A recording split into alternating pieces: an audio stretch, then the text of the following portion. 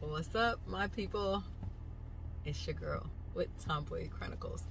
I wanted to talk about, I had this weird dream last night about someone from my past, like over 20 years ago. It was a really close friend of mine, platonic friendship. It was a guy, and I was like, why did I dream about this person? Because they kind of disappeared. I don't know what happened to them or whatever, but I started thinking about, if you don't know this about me, I was basically raised by a bunch of men that would tell me how men are going to be when I get older and what to look out for and look for the game and things like that. I made decisions early on about the type of men that were just really off limits to my life, and one of those men were criminals or drug dealers in particular. But I knew a lot of drug dealers, and I was friends with a lot of drug dealers. So the rules were, don't ever ask me to come to your trap house. Don't ever ask me to kick it outside of a public venue, whatever. So it would be like, hey, we going to the club, you coming out with us? Oh, cool, yay, oh, I'll do that, da, da, da. You know. So, but it had me thinking, is one guy that took me under his wing and called me his little sister and was very protective over me. So he ran down the game, and I'm thinking to myself, here we are this many years, decades later, and the game is still the same. Like, the Bible is true. There is nothing new under the sun.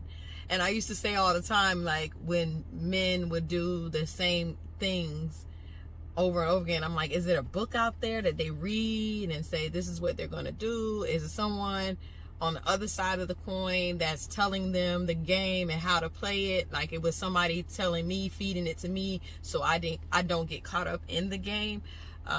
It's just strange to me. So I was thinking about that, and what the type of people we allow in our lives and things like that. I'm someone, I don't judge anyone on their past, and I don't judge them on how they live their lives. I just may not be all a part of how you live your life, or if it's going to be something that is not good for my life. So, and I'm all for change. So it's like when you hear people's story, I want to hear the triumph in your story. Yeah, I started from here, and this is where I came, and that's big to me, to see the growth and to see that nothing can happen to you that you can't make and change your life for the better. So, I dreamt about that friend, and it was a weird friendship, because he treated me like a little sister, but he also treated me like I was his girlfriend. He was very protective of me. He's very jealous of me. Like, when we go out, nobody could talk to me, nobody could come near me, nothing. If I went out with all of them, I was stuck there with them the whole night. They made sure I got to my car, they made sure I got home, and really was very protective of me.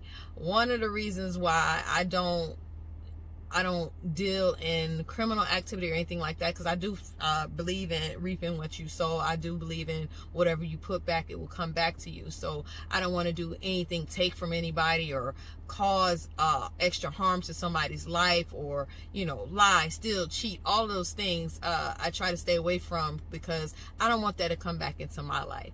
So that's one reason why I don't get involved with people's situations like that. Another reason why, I know this is like really selfish, but I always thought that, if you date a drug dealer and he's taking care of you financially, when he gets locked up, you're probably required to be there for them when they got locked up, because you spent the money. You was okay with it when they was out and spending their money and all of that stuff. So when they get locked up, you got to be there for them, because you're living off of that crime too. So you have to be there for them. I don't care about none of that. That's why I make my own money. I do my own thing. I take care of myself, so nobody can tie me to that.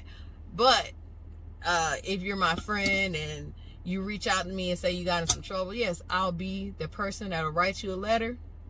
I'll be the person that answer the phone call. I'm not going to send you no money. You can even ask my family when they get locked up. I'm not sending you no money. I'm not spending my hard-earned money. You did the crime, you got to do the time. Sorry. I'll listen to you. I'll talk to you, or whatever. And I'll be there for you, and hopefully talk you into making better decisions when you get out. So I'm not a saint.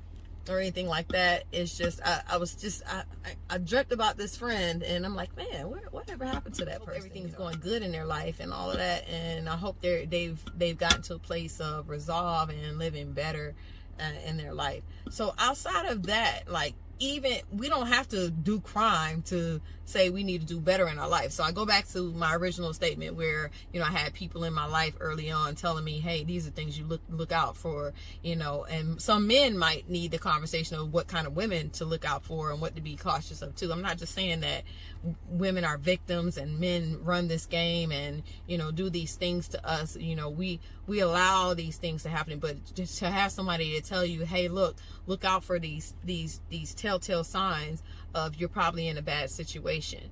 So even now, it's like we get older, and if you're still single, the older you get, the more lax it goes either way. You get more laxed on your convictions, or you get more stringent on what you will or will not deal with. And either way, both of those things you end up being alone or in a bad situation. So it's like, what are we looking for when we're looking for someone to be with? What are we looking for when we're trying to move on in our lives? And even like, I have a list, I've talked about this before, I have a list of traits of a man that I want in my life, and those list of traits are to make me a better person. It's not about he got to have this, he got to have that, da, da, da, da. It's like, I need someone that's going to balance me out and make me a better person within this situation. And if the people that you're in relationships with don't bring the best out of you, and you don't bring the best out of them, that's when you have to learn to exit stage left, exit the situation. That's friendships, that's family relationships, that's love relationship, you know, love situations or whatever. And as women, we get older, you know, we kind of deal with a little bit more, because it's like, hey, look, I don't have time to be trying to figure out if the next dude gonna be just as crazy as the last dude. If I know what his crazy is, I'm just gonna stick here in his crazy and just deal with it until I can't deal with it no more.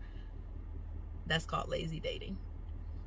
So you have to really sit back and think to yourself, look, do I want to settle? Do I want to be a lazy dater? Or do I want to take the time and spend time to myself and learn me, and, you know, learn the type of person that I need in my life, and trust that God is going to send that person in your life? You know, you've heard it all the time, reason, season, lifetime. Some people come in your life for reason, season, or lifetime. You have to learn to categorize that and stick with that plan, because I don't believe anything is by coincidence or by mistake. I think God places people in your life to teach you something, or to teach them something, or to move on in your life and flourish in some way or another. You just have to know to keep listening to what God is telling you about what's going on in your life. If this is someone who was sent to me to add value, or was I sent to add value to their life? And how long do I add value to their life till it's a situation where, okay, it's time for me to move on to the next thing in my life, and, you know, not settle and not sit in a place where you're just unhappy because you're constantly making someone else happy, but you're not happy yourself. You're not pouring back into your cup, and you're not getting poured back into either. So, you know, thinking about, you know, past situations, past people, past hurts, past traumas, past your past, and thinking how you've grown from that and how you've come around from that. And if sometimes you think to yourself, oh, you know, 20 years ago this happened to me, oh, 20 years later I'm still dealing with the same kind of situation or same type of things where I'm not growing. It's time for you to grow. It's time for you to see what God has for you, and where are you going to take this, and where are you going to be next thing. So, you know, that's all I have for you guys today, because I'm like, you know what, those dreams come for a reason. It makes you sit back and think. Don't just take your dreams, I don't know why I dreamt about that, that's something crazy, blah blah blah. You can try, you don't drive yourself crazy either, try to figure out what it is, because, you know, sometimes it's not what it seems. But, you know, take time to reflect, and what is your subconscious trying to tell you, and what's the next thing for you. And I hope it's greatness, because we all deserve greatness, we all deserve love, we all deserve fortune, we all deserve what's for us. Just put the work in there, put the work on you. I love you guys. Have a great day.